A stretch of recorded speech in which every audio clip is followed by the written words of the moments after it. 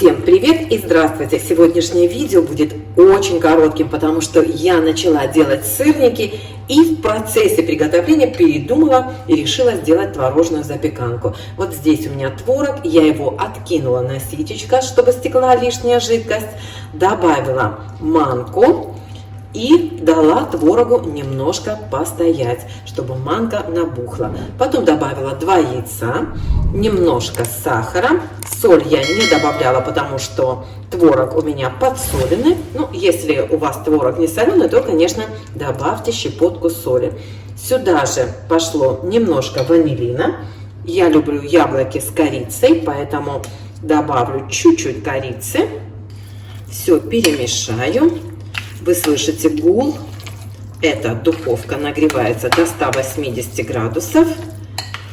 И теперь просею сюда 2-3 столовые ложки муки. Сейчас я, кстати, ее взвешу. Вот, смотрите, 50 грамм муки. И добавлю это в творог. Сюда же просею чайную ложку. Чуть меньше у меня получилось. Это у меня десертная ложка, просто уже не хочется лезть за чайной. Вот так. Чайную ложечку разрыхлителя. Все это хорошо размешиваю. Как я уже сказала, начала я делать сырники. Поэтому сначала добавила манку. Ну, уже теперь не буду ждать. По идее, для запеканки можно было добавить манки чуть побольше, но поскольку планы у меня поменялись в процессе готовки, то и, конечно, пришлось добавить чуть-чуть муки, иначе запеканка развалится. Хорошенечко перемешиваю, чтобы разрыхлитель хорошо смешался с массой. Я добавила яблоки. У меня просто было пару грустных яблочек, я решила их сюда использовать. Вот так. Выпекать буду в силиконовой форме, ничем форму не смазывала. Перекладываю массу в форму. Сахара я добавила примерно, вот это у меня сервировочная ложка, где-то 2 таких ложечек, это примерно 3 столовых ложки.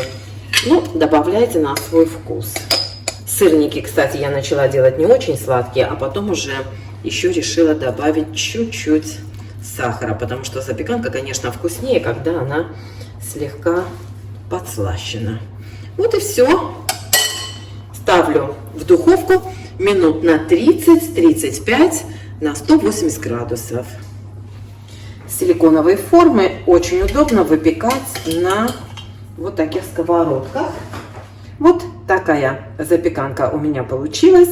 Выпекалась она у меня 40 минут, немножко дольше, чем я ожидала. Но вы тоже ориентируйтесь по своей духовке. Дам постоять ей в форме немножко, минут 5-7, чтобы она слегка остыла.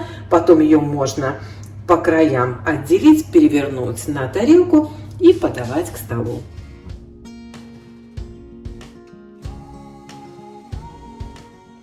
Не знаю, видно вам или нет, аккуратненько перевернула на тарелку. Очень горячая еще запеканка. Ну, вот такая вот она у меня получилась. У нас сегодня солнышко. Вот, видите? Не знаю, как вам показать получше. Вот так.